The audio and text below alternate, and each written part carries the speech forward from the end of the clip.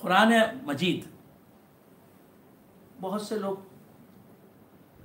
قرآن پڑھتے ہیں، وہ بھی کیسا پڑھتے ہیں؟ غلط سلط پڑھتے ہیں۔ قرآن کی تلاوت کرتے ہیں رمضان میں، عزم کر لیتے ہیں یہ پورا ایک قرآن پڑھوں گا، 2 قرآن پڑھوں گا، 3 قرآن پڑھوں گا رمضان میں۔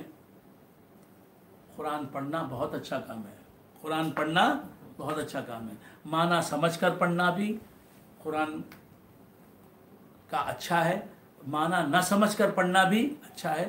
قرآن پڑھیں گے آپ، معنی نہیں سمجھ کر بھی پڑھیں گے تو قرآن کے پڑھنے کا ثواب ملے گا، بات سمجھ میں؟ آپ ضرور پڑھیں، لیکن قرآن ہے صرف پڑھنے کے لیے نہیں، قرآن صرف پڑھنے کے لیے نہیں آیا۔ یاد رکھیں، قرآن کو چھونا بھی ثواب ہے، قرآن کو دیکھنا بھی ثواب ہے، قرآن کو بوسہ دینا بھی ثواب ہے، قرآن کو یاد کرنا بھی ثواب ہے، قرآن پر عمل کرنا بھی ثواب ہے، قرآن کا ترجمہ سیکھنا بھی ثواب ہے، قرآن کا معنی جاننا بھی ثواب ہے، قرآن کی تفسیر سیکھنا بھی جاننا بھی ثواب ہے۔ بات سمجھ میں؟ قرآن سے تعلق جو ہے بیکار نہیں ہوتا۔ قرآن آپ نہیں پڑھ کر سمجھیں گے بھی تو اس کے پڑھنے کا آپ کو ثواب ملے گا، نہیں سمجھ کر پڑھیں گے بھی تو اس کے پڑھنے کا آپ کو ثواب ضرور ملے گا۔ لیکن قرآن حکیم صرف پڑھنے کے لیے نہیں ہے، پڑھنے کے لیے بھی ہے لیکن صرف پڑھنے کے لیے نہیں۔ لہذا آپ یہ کہ رمضان بھر میں پورا قرآن ختم کر دوں گا، پورا قرآن پڑھ لوں گا، پڑھیں، قرآن پڑھیں، رمضان میں ضرور پڑھیں، ساتھ ساتھ قرآن، پورا قرآن نہیں، ایک پارہ پورے رمضان میں قرآن کے ترجمے کے ساتھ پڑھیں اور قرآن کی تفسیر کے ساتھ پڑھیں۔ اور بہت سے لوگ میں جانتا ہوں کہ قرآن مجید پڑھتے ہیں بغیر مخارج کے ساتھ پڑھتے ہیں، جیسے پڑھتے ہیں الحمدللہ رب العالمین الرحمن الرحیم مالک یوم الدین ایاک نعبد و ایاک نستعین اہدنا الصراط المستقیم صراط الذین انعمت علیہم غیر المغضوب علیہم ولا الضالین الف لام میم ذالک الکتاب لا ریب فیہ ھدی للمتقین الذین یؤمنون بالغیب ویقیمون الصلاة ومما رزقناهم ينفقون والذین یؤمنون بما انزل الیک وما انزل من قبلک وبالآخرة هم یوقنون۔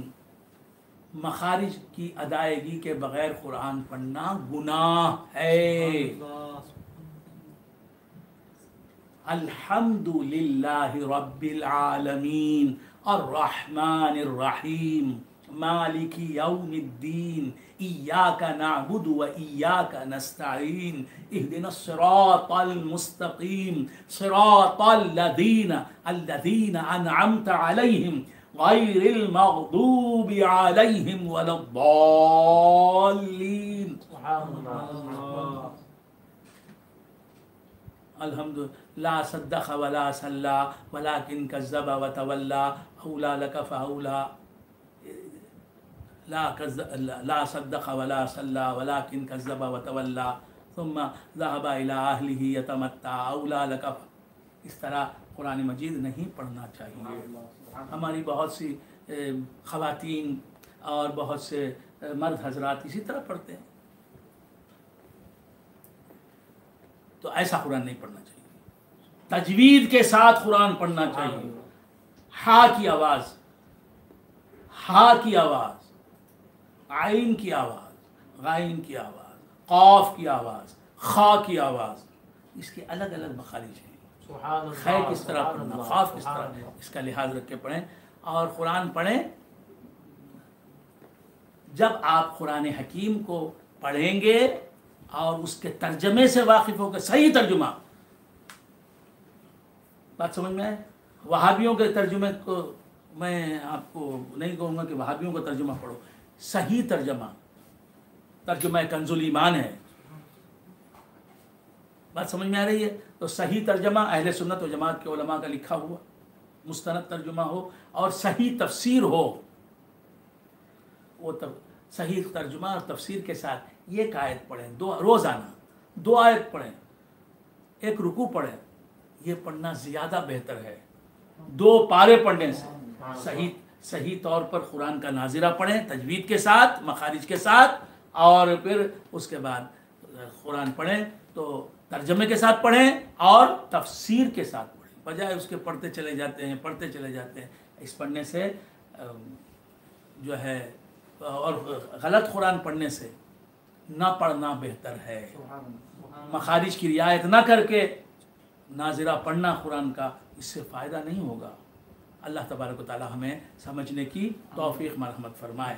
تو قرآن پڑھیں، ترجمے کے صحیح طور پر پڑھیں اور ترجمے کے ساتھ پڑھیں، تفسیر کے ساتھ پڑھیں، اس سے فائدہ ہوگا۔ اور اب آپ کی مرضی ہے، کم پڑھیں یا زیادہ پڑھیں۔ زیادہ قرآن پڑھنا تفسیر اور ترجمے کے بغیر اس سے بہتر ہے کہ کم پڑھیں اور ترجمے اور تفسیر کے ساتھ پڑھیں۔ اللہ تبارک و تعالی ہمیں قرآن سے مناسبت عطا فرمائے، قرآن سے دلچسپی عطا فرمائے۔